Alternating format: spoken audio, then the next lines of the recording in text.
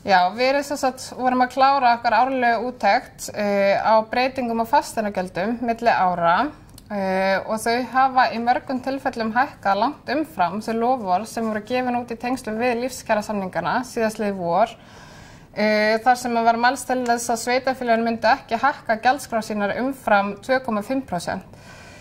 Við erum þannig að sjá mjög miklar hækkanir í mörgum tilfellum á fasteignagjöldum sem samanstanda auðvitað af lóðarleigu, vatnsgjaldi, fasteignaskatti og þessum gjöldum.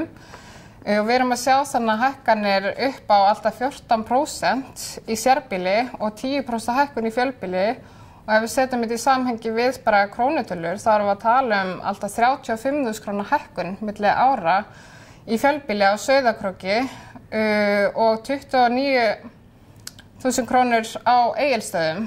Ef við setjum þessar upphæðir í samhengi við launahækkanir í lífskjarasamningunum, þá erum við að tala alltaf 2 til 3 mánaða launahækkanir sem eru að fara í að borga hærri fasteignagjöld.